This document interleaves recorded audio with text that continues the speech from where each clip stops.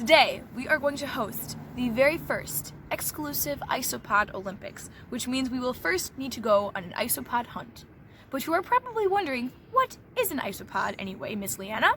If you are familiar with sow bugs, potato bugs, roly-polies, or pill bugs, then you already know what an isopod is because all of those bugs are from the same family. In fact, some of those names actually apply to the same bug. But there is a difference between a few of them. This right here is a sow bug, and you can tell the difference between a sow bug and a pill bug because the sow bug has these two little baby tails in the back, and it is unable to roll up the way a pill bug does. When a pill bug feels threatened, it can turn itself into a little ball. Isopods are another example of a prehistoric creature that's still here today. They were here before the dinosaurs even existed. If you'd like to do this activity along with me, then you will need the following items. You will need a glass jar to keep your bugs in. You will need a box fashioned out of tinfoil, some mugs of water, one with hot and one with cold. You'll need some sand. You'll also need a lamp to keep one side of the box warm and something to shade the other side, like a book or a piece of paper. You'll also, if you want to, you can use gardening gloves to get your bugs, but if you're not too squeamish about it, then I would say dive right in. Okay, let's get started with the experiment. I'm going to look under some rocks to find some isopods. Let's see if I can find any. Oh, there's one. Oh, I'm gonna put it in my jar. Boop. All right, so I just collected a whole bunch of different isopods in here, and I have a nice variety. Some are pill bugs and some are sow bugs. I can tell because some are able to roll up and others aren't. And the ones that aren't able to roll up have those two little tails on the back, so it's kind of cool to be able to identify those. What I'm going to do first is set up my first experiment here. I've got hot water in this mug and cold in this one.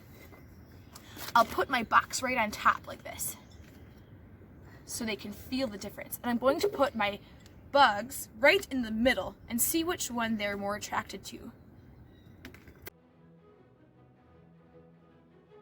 They're making their way. Some of them are still kind of scared and rolled up.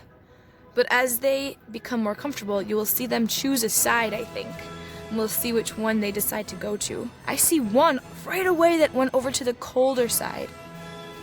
One of them is riding on top of another one's back. If you try this experiment yourself, you'll have to tell me what kind of things your isopods are up to for their Olympic event. Okay, now it's time for our light versus dark Olympic event. We have one side shaded by a book, and the other side will be lit up with this lamp. We will see which side they like better. I wonder if you can create a hypothesis about which one will be the better choice for the isopod. Remember, a hypothesis is like a scientific prediction about what might happen. Do you think that they're going to like the lit up side better or the dark, shady side better? I don't know. I'm gonna put them right in the middle and we will see which side they scuttle off to. Wow, they're so active right away. I can see that some of them are still getting used to their surroundings, but look at how quickly they're moving over to the shady area. Oh my goodness. They're all really finding that spot fast. So, I think that gives us our answer, huh? They like dark and shady areas best. For our final event, for our Isopod Olympics, I added a little bit of sand to each side. One with wet sand and one side with dry sand. So, this time I'll put our isopods in the middle and we'll see which side they prefer. I wonder which one it's gonna be. I don't know. Wet or dry? Are you ready? Okay, look at what we discovered. It looks like most of the isopods have gone toward the wet side of the sandbox, and not as many are over here on the dry side. So that gives you an indication of what kind of weather and surrounding they enjoy.